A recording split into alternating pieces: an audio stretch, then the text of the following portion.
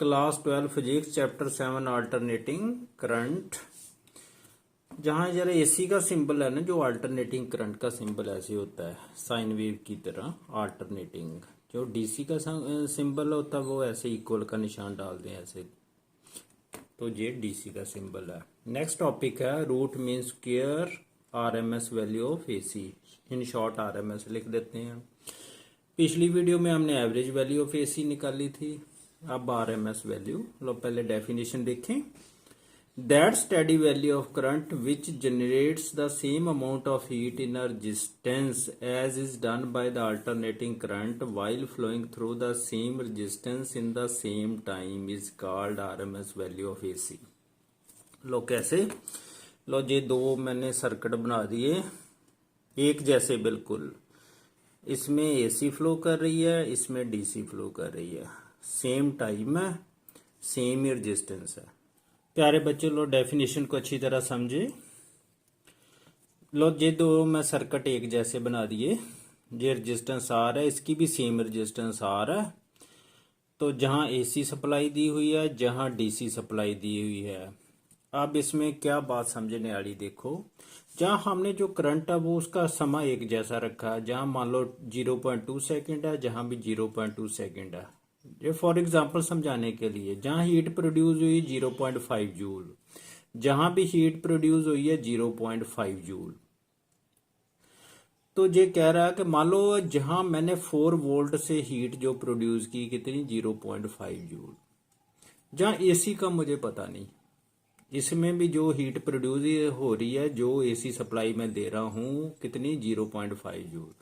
तो वही ही RMS value होगी एसी की। कितनी होगी? 4 वोल्ट ही। ऐसे ही कंपैरिजन करके ही हमें बताना पड़ता है। क्यों? क्योंकि एसी की वैल्यू वेरी कर रही है। लो आप देखें instantaneous value of alternating current कैसे निकालते हैं। मान लो जे आई पॉइंट है। लो एक बात फिर समझ लो दोबारा। मान लो जहां ऐसे डीसी फ्लो कर रही है, ये कितना करंट ले रही है? आई नॉट तो पूरा है ना। मान लो आई करंट फ्लो कर रहा है इसमें।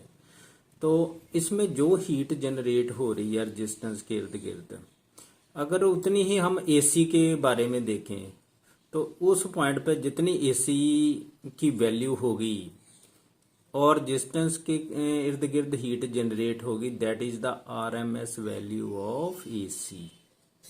अब मुझे लगता है आपको समझ लगी होगी। तो अब आरएमएस वैल्यू निकालनी कैसे है?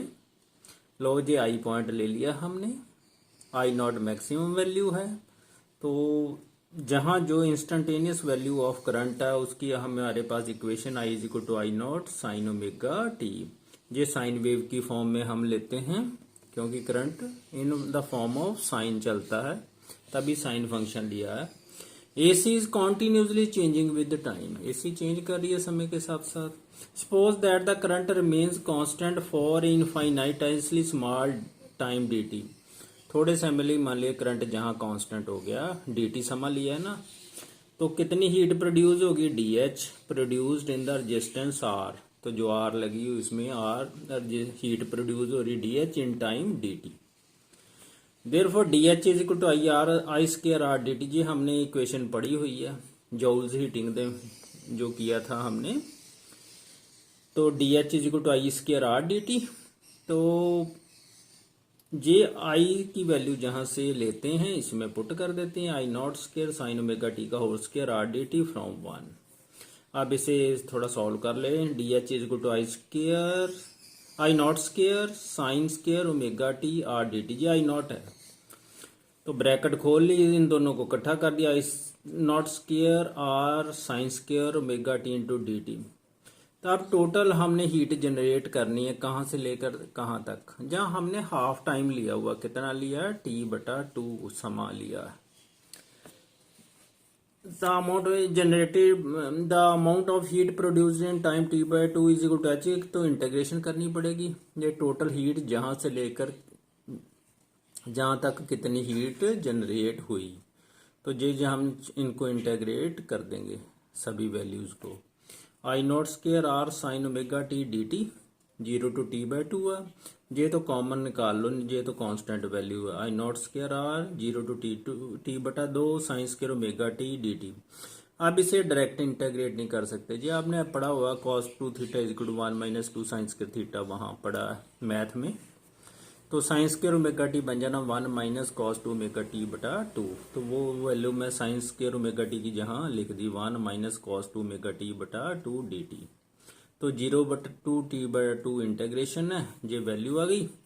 अब इसको सेपरेट करके इंटेग्रेशन कर लेते हैं। आई नॉट स्क्वायर आर बटा दो स्क्वायर ब्रैकेट डाल दी, zero to T by two one D T minus, इनको सेपरेट कर दिया मैंने, तो जो टू है मैंने बाहर लिख दिया, minus zero to T by two cos two omega t into D T square bracket close. अब अलग अलग इंटेग्रेट कर देते हैं। आई नॉट स्क्वायर आर बटा टू, इसकी इंटेग्रेशन तो टी रहनी है, zero to T by two limits आ गई हैं, माइनस इसकी होती है कॉस की टू मेगा टी की होती है साइन टू मेगा टी बटा टू मेगा, करली ब्रैकेट डाल दी मैंने zero to T by two, जहां भी करली डाल लो, स्क्वायर ब्रैकेट बंद। अब लिमिट इनपुट कर दो, आई नॉट स्क्वायर आर बटा two square bracket T by two minus zero बन जाना, minus sine two omega T की वैल्यू कितनी पड़नी, टी बटा two minus sine two omega, अब टी की वैल्यू कितनी है जीरो बटा टू मेगा, तो ये ब्रैकेटें बंद कर दो।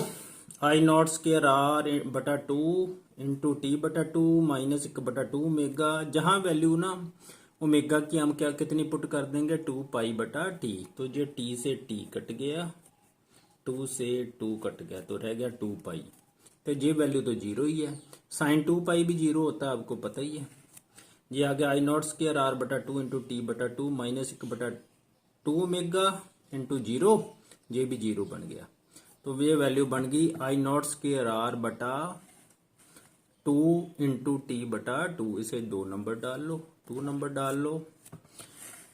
If I V is the R M S value of A C then by definition, ये अभी जो हमने डेफिनेशन की है वहां से क्या लिखेंगे, हाफ टाइम की निकाली है ना, जहां वैल्यू हमने हाफ टाइम पीरियड लिया है टी बाय टू, तो ये बननी है एच इज इक्वल टू कितनी हीट प्रोड्यूस होगी, आई वी स्क्र, ये आर एम एस वैल्यू है, आई वी का स्क्र आर इंटू टी बटा two, I square R T है ना, वही फार्मूला ही। अब इन दोनों को कंपेयर कर देते हैं from two and three, I V square R into T by two into I naught square R बटा टू इंटू टी बटा टू, ये टी बटा टू से कट गया, आर से आर कट गई, तो ये वैल्यू आ गई I V square is equal to I naught square बटा टू, इसका स्क्वायर रूट ले लो, taking square root on both sides, जहां लिख लेना आई वी आ जाना आई नॉट इंटू वन बटा अंडर रूट टू। इसको थोड़ा रैशनलाइज कर लो, अगले आप वैल्यू निकालना चाहते हैं आसान हो जाता है, अंडर रूट टू बटा अंडर रूट टू से रैशनलाइज कर दिया, दोनों से मल्टीप्लाइड करना पड़ता है, अंडर रूट टू ऊपर ते अंडर रूट टू नीचे, ये बनकर आई नॉट अंडर रूट टू बटा टू, इसकी वैल्यू होती है I naught square root two की 1.414 बटा टू, इसे डिवाइड करोगे तो ये वैल्यू बन जानी 0.707 आई नॉट, तो R M S value of A C कितनी बन गई 0.707 time its peak value. Also अगर हम पोटेंशियल डिफरेंस लेंगे तो उसकी वैल्यू भी इतनी बननी है, E V is equal to 0.707 times peak value, peak potential difference होगा जो।